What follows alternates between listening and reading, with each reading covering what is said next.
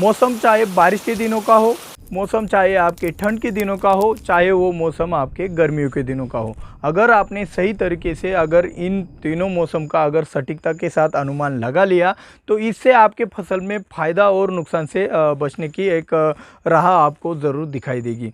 तो इस राह को ढूंढने में आपको कई बार मुश्किलें भी आ सकती है, तो वो मुश्किलें कैसे आसान करनी है, आपको सटीकता के साथ वो अनुमान कैसे लगाना है, तो उसके बारे में इस वीडियो में हम आपको बताने वाले। लेकिन यहाँ पे आपके मन में एक प्रश्न उठता होगा कि भाई बारिश के दिनों में अगर बारिश का अनुमान लगा लिया गया तो वो जो होने वाला जो नुकसान होता है उससे तो हम अच्छी तरीके से बच सकते हैं, लेकिन उससे फ़ायदा भी उठा सकते हैं। लेकिन ये गर्मियों के दिनों का और ठंड के दिनों का अनुमान लगाने से हमें क्या फ़ायदा हो सकता है, तो इसके बारे में आपको एक सस्पेंस है। तो ये सस्पेंस को जानने के लिए आपको ये वीडियो अंत तक ध्यान से देखना पड़ेगा और वीडियो को लाइक भी करना पड़ेगा।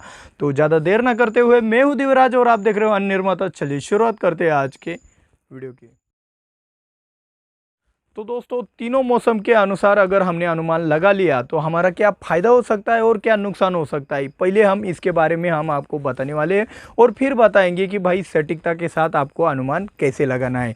तो अभी हम एक एक करके पहले बारिश का मौसम के बारे में जानकारी देंगे, फिर आपको ठंड के मौसम के बारे में जानकारी देंगे और फिर गर्मियों के मौसम के बारे में जानकारी देंगे और उसके बाद इन तीनों मौसम का अनुमान सटीकता के साथ कैसे लगाना है ये भी आपको बताने वाले। तो चलिए शुरुआत करते हैं। तो दोस्तों, बारिश का अनुमान लगाने से आपका क्या फ़ायदा होता है, तो देखो भाई, अगर आपको पता चले कि भाई 2 से 3 दिन बाद बहुत ही लगातार 2 से 4 दिन और भी बारिश होने वाली है, तो आप क्या करते हो, पहले ही आप अपने फसलों में क्या करते हो, प्रिवेंटिव में आपका कोई फंजीसाइड अच्छे तरीके से छिड़काव कर देते हो। तो उससे क्या होता है, आपकी फसल सुरक्षित हो जाती है, प्रोटेक्शन उसको अच्छे तरीके से मिल जाता है, जिसके कारण क्या होता है, बारिश खुलने के बाद आपके फसल के ऊपर कोई भी डिसीज़ नहीं आता है और आपका खर्चा कम रहता है प्रिवेंटिव में अच्छे तरीके से काम होने के कारण। तो ये सब बातें आपको पता ही है। लेकिन इससे अलग क्या होता है, देखो भाई, कई बार आपको बारिश का अनुमान बहुत ही ज़रूरी होता है।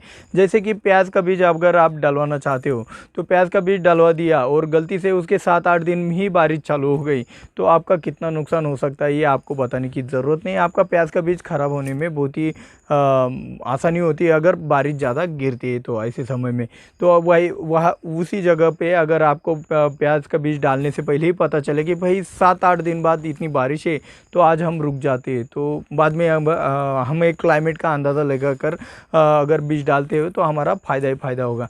तो ऐसे ही बहुत से फसलों में आपका मैन पावर मैनेज करना हो या फिर आपका प्रूनिंग का कोई डेट आगे पीछे करना हो, हमारे अंगूर में जो पेस्ट करते हैं हाइड्रोजन साइनामाइड में, तो उसके लिए भी एक क्लाइमेट का एक अंदाज़ा लगा लिया तो आपके लिए फ़ायदा ही होता है। तो बारिश का अंदाज़ा लगाने से आपको पता चल गया कि क्या फ़ायदा हो सकता है।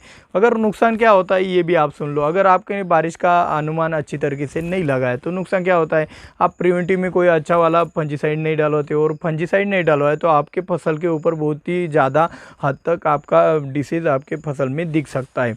दूसरा नुकसान क्या होता है, देखो भाई, दूसरा नुकसान ये हो सकता है कि अगर आपने अच्छे से प्रैक्टिस नहीं करी, मतलब देखो भाई, प्याज का बीज डाल दिया और ऊपर से बारिश चालू हो गई तो आपका बीज खराब भी हो सकता है। अगर आपने अंगूर जैसी फसलों में हाइड्रोजन साइनामाइड का पेस्टिंग चालू कर दिया, ऊपर से बारिश हो गई, आपका पेस्टिंग वेस्ट जाता है। तो ऐसे बहुत से फसलों में बारिश गलत जगह पे गलत समय पे आने के कारण आपके फसलों में बहुत ही नुकसान होता है। तो यहाँ पे बारिश आपका फ़ायदा भी करा देती है अगर आप उसका अनुमान अच्छे तरीके से लगा देते हो, अगर या दूसरी बात आपका नुकसान भी करती है बारिश जहाँ पे आप अनुमान नहीं लगा सकते हो। तो ये फ़ायदा और नुकसान हमारे हाथों में, तो ये कैसे लगाना है ये आगे हम जानने वाले हैं। ठंड के दिनों में अगर आप तापमान का सही से अंदाज़ा लगा लेते हो तो आपका फ़ायदा होना निश्चित है। लेकिन अगर आप उसका सही से अंदाज़ा नहीं लगा पाते हो कि भाई कितने दिनों बाद बहुत ज़्यादा ठंड आने वाली है तो आपका नुकसान भी हो सकता है। तो फ़ायदा जानने के लिए आपको पहले नुकसान समझना पड़ेगा। तो नुकसान कैसे होता है, देखो भाई, एक इमेजिन करो कि आपके एक ठंड का मौसम चल रहा है नवंबर का, दिसंबर का, और ऐसे में एक कुछ 5-7 दिनों का एक ऐसा पीरियड होता है कि जहाँ पे एक ठंडी हवाएं बहने लगती। तो ठंडी हवाएं बहने के कारण बहुत से ऐसे लो टेम्परेचर कम तापमान वाले ऐसे प्रदेश होते हैं जहाँ पे टेम्परेचर या फिर तापमान कम होने के कारण आपके फसल में एक फ्रॉस्ट इंजुरी दिखाई देती है। फ्रॉस्ट इंजुरी यानी कि कम तापमान के कारण आपके फसलों में हानि पहुँचती है। तो उससे आपकी पत्तियाँ पीली भी पड़ सकती है, कहीं पे मुरझा भी सकती है तो ऐसे अलग अलग तरह के सिम्टम आपके अलग अलग फसलों के अनुसार आपको कम तापमान के कारण दिखाई देते हैं। तो ज़्यादातर बहुत से एरिया में ये दिखाई नहीं देता है, लेकिन जहाँ पे टेम्परेचर बहुत ही ज़्यादा कम होता है वहाँ पे ये तापमान की समस्या, कम तापमान की समस्या ज़रूर आती है। तो कम तापमान से नुकसान होता है ये आपको अभी पता चल गया है। तो अगर हम ये अनुमान अच्छे से लगा ले तो भाई इससे हम बच भी सकते हैं। तो भाई ये बच सकते हैं तो हम, ये हमारा एक तरीके से फ़ायदा ही होगा। तो ये फ़ायदा कैसे होता है देख लो भाई। अगर आपको पता चलता है कि भाई 7-8 दिन बाद अभी बहुत ज़्यादा ठंड पड़ने वाली, तो आप पहले से क्या करते हो, मल्चिंग वगैरह कर लेते हो। तो मल्चिंग से क्या होता है, रूट जोन में आपका टेम्परेचर अच्छे से मेंटेन होता है।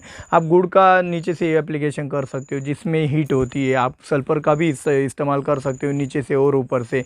आप कैल्शियम और क्लोराइड और बोरॉन का इस्तेमाल करके आपका अपने फसल की इम्यूनिटी पावर, यानी कि उसके एक लड़ने की जो ताकत होती है तापमान के अपोजिट में, तो वो बढ़ जाती है। तो यहाँ पे आप ये काम अच्छे से कर सकते हो अगर आपको अनुमान हो कि भाई बहुत ही ज़्यादा टेम्परेचर आगे जाके कम होने वाला है। तो अभी हम ये तो अनुमान कैसे लगाना ये जानने वाले हैं, लेकिन उसके लिए पहले हम गर्मियों में क्या फ़ायदा हो सकता है और क्या नुकसान होता है तापमान का अंदाज़ लगाने से ये जान लेते हैं।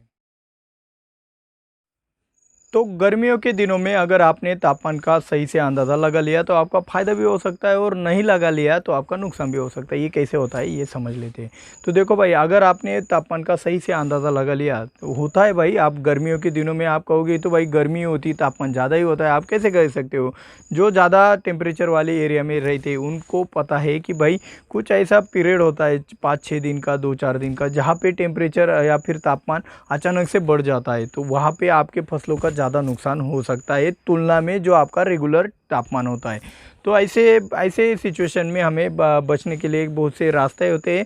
अगर आप इसे अच्छे से नहीं समझ पाते को भाई, अगर 2-3 दिन बाद अगर आपका टेम्परेचर ज़्यादा होने वाला है, कम होने वाला है, अगर ये आपको पता नहीं चलता है तो आप अपनी फसल के लिए कुछ अलग से प्रिवेंटिव में कुछ नहीं करोगे और आपका थोड़ा बहुत तो नुकसान होने वाला है। जैसे कि ज़्यादा टेम्परेचर के कारण आपका फ्लावर ड्रॉपिंग होता है, आपकी पत्तियाँ जलने लगती है, आपके फलों में सन बर्निंग की समस्या आने लगती है। तो इससे बचने के लिए हम क्या कर सकते हैं, अगर आपने सही से अनुमान लगा लिया कि भाई 2-4 दिन बाद बहुत ही ज़्यादा तापमान बढ़ने वाला है, तो हम क्या कर सकते हैं। पहले तो तापमान से लड़ने के लिए सबसे बड़ा शस्त्र है आपका पानी। तो अगर आप अपने फसल में अगर पानी डालवाते हो वो भी आप साइटी के साथ, जिसमें लीचिंग ना होता हो, जिससे लीचिंग रुक जाता हो, तो उसके कारण क्या होगा, आपका कम से कम पानी में ज़्यादा से ज़्यादा आपकी फसल में तंदुरुस्ती बनी रहेगी। और उसके साथ आप सिलिकॉन का भी इस्तेमाल कर लेते हो, तो आपकी पत्तियाँ रब बन के जो बाष्पीभवन हो रहा है आपके फसलों में, उसे भी आप कम करवा के आपकी फसल को मजबूत बनाने से जो तापमान का इफेक्ट पड़ने वाला है वो भी आपका कम हो जाएगा। तापमान से पता है आपको कि फ्लावर ड्रॉपिंग हो सकती है, तो आप पहले ही अगर चिल्टेड कैल्शियम और बोरान का या फिर उसके साथ कोई लियोसिन का स्प्रे ले लेते हो, तो उससे भी आपका जो फ्लावर ड्रॉपिंग की जो समस्या है, लियोसिन का इस्तेमाल अगर आपके फसल में गर्मियों के दिनों में ज़्यादा ग्रोथ हो तो ही करना है, वरना आप इसकी जगह गोदरेज डबल का भी इस्तेमाल कर सकते हो। तो वहाँ पे आपका फ्लावर ड्रॉपिंग भी रुक जाता है।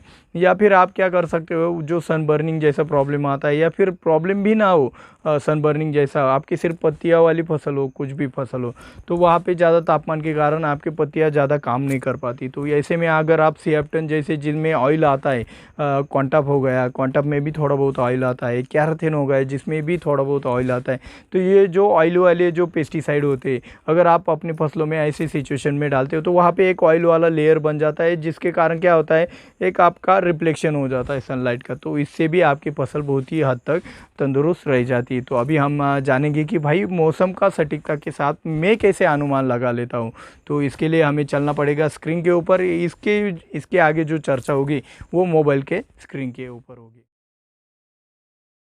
तो कोई भी वेब ब्राउज़र आप ओपन कर लीजिएगा, वहाँ पे टाइप कीजिएगा accuweather.com, और उस वेबसाइट के ऊपर जाने के बाद आपको टाइप करना है आपका लोकेशन। जैसे कि मैं यहाँ पे मेरी नज़दीकी लोकेशन टाइप कर रहा हूँ। तो ये लोकेशन टाइप करने के बाद आपको सर्च करना पड़ेगा, आपकी लोकेशन अच्छे से चुननी पड़ेगी, और यहाँ पे आपको आज का वेदर आपको दिखाई दे रहा है। तो आज का वेदर दिखाई दे रहा है, ये नीचे की तरफ आपको मैप भी दिखाई दे रहा है। लेकिन आपको क्या करना है, यहाँ पे करंट वेदर में जाना है। करंट वेदर में जाने के बाद आप देख सकते हो यहाँ पे 30 डिग्री सेल्सियस का टेम्परेचर आपको दिखाई दे रहा है। आसमान में बादल ये चित्र से भी बताया गया है, और यहाँ पे क्लाउडी भी लिखा गया है। तो यहाँ पे आपको पहला ब्रैकेट दिखाई देता है विंड का यानी कि हवाओं का। जो आपकी हवा बहती है तो वो किस दिशा से बहती है ये भी यहाँ पे बताने का काम किया गया है। तो यहाँ पे वेस्ट से साउथ की तरफ आपकी हवाएं बह रही ये भी आपको बताया गया है, और उसका स्पीड है जो 10 किलोमीटर प्रति घंटा के हिसाब से यहाँ पे दिया गया है। तो ये भी बात आपके लिए बहुत ही ज़रूरी है भाई। और दूसरी बात आपके लिए ज़रूरी है ह्यूमिडिटी होती है। तो ह्यूमिडिटी आपको पता है कि किस ह्यूमिडिटी के ऊपर कौन से फंगस का इन्फेक्शन होता है। तो यहाँ पे देखना भाई 88 डिग्री सेल्सियस ह्यूमिडिटी, तो यहाँ पे डाउनी मिल्ड्यू का इन्फेक्शन होने की ज़्यादा संभावना है। अगर ह्यूमिडिटी अगर ज़्यादा हो और टेम्परेचर कम हो तो यहाँ पे पाउडर मिल्ड्यू का संभावना हो सकता है आने का। तो यहाँ पे बाकी के जो चीज़ें ड्यू पॉइंट हो गया आपका, प्रेशर हो गया, क्लाउडी कवर हो गया। क्लाउडी कवर यानी कि आपके आसमान में 98% तक आपके बादल छाए हुए हैं, आपको 82% ही आपको खुला आकाश दिखाई दे रहा है। तो इसके बाद आप नीचे आके देखोगे तो सनराइज़ और सनसेट दिया गया है, चंद्रमा कब उगता बाहर निकलता है और कब अस्त होता है, इससे तो हमें कोई लेना देना तो ज़्यादातर नहीं है। लेकिन सूरज कब उगता है और कब अस्त होता है तो इससे हमारा बहुत ही लेना देना है। जैसे कि यहाँ पे बताया गया है कि सुबह 6:17 को आपका सूरज उगने लगता है और उसका अस्त लगभग शाम के 6:48 के ऊपर आपका सूरज अस्त होता है। तो ठंड के दिनों में इसकी ज़्यादा आवश्यकता होती है, क्योंकि ठंड के दिनों में दिन बहुत ही कम होता है काम करने के लिए। अगर आप ये देख लेते हो कि भाई आज सूरज कितने बजे उगेगा, तो उसके बाद आपका काम का जो है मैनेजमेंट है वो बहुत ही अच्छे से कर सकते हो। तो यहाँ पे हम बैक आ जाएंगे। बैक आने के बाद आप यहाँ पे देख सकते हो हावरली बताया गया है। हावरली यानी कि घंटों के हिसाब से भी एक क्लाइमेट बहुत ही अच्छे से लगभग सटीकता होती है 80-90% बहुत ही अच्छे से सटीकता से बताता है। कई बार अनुमान गलत भी हो सकता है कि भाई वो तो मशीन ही है। तो यहाँ पे आप देख सकते हो 3/9 तारीख है और यहाँ पे सुबह के 9 बजे बारिश बताई गई है। तो 9 बजे बारिश हो सकती है और इसके बाद लगभग आपका 5 बजे बारिश बताई गई है। तो भाई सुबह के 9 और 5 बजे बारिश होने वाली है। तो ये अगर आपको पता चलता है तो आप इससे क्या कर सकते हो, एक अंदाज़ा लगाकर आपका स्प्रिंग आपको दिन भर में कब निकलवाना है ये आपको बहुत हद तक मदद हो सकती है। तो यहाँ पे डेली का भी आपको बताया गया है कि किस दिन के क्या मौसम का हाल रह सकता है। तो 2 तारीख को यहाँ पे आप देख सकते हो आपका मौसम थोड़ा सा क्लाउडी होगा, थोड़ा सन भी होगा, सनलाइट भी होगा। तो ऐसा मिक्स टाइप का आपका क्लाइमेट होगा। यहाँ पे देख सकते हो आप अलग अलग। यहाँ पे 8 तारीख को बहुत ज़्यादा बारिश बताई गई है हमारे लोकेशन पे, 12 तारीख को ज़्यादा बारिश बताई गई, 13 तारीख को ज़्यादा बारिश बताई गई। तो यहाँ पे अलग अलग तरीके से भी आप यहाँ पे देख सकते हो कि भाई एक मैप भी दिया गया है और इस मैप के ऊपर एक वीडियो चलता है। तो उस वीडियो के चलने के बाद आपको पता चलता है कि आसमान में कौन से तरीके से आपके बादल घूम रहे हैं। तो वो आप एक आपके एरिया में कितनी ज़्यादा बादल है तो इसका अंदाज़ा आप इस मैप से भी अच्छे तरीके से लगा सकते हो।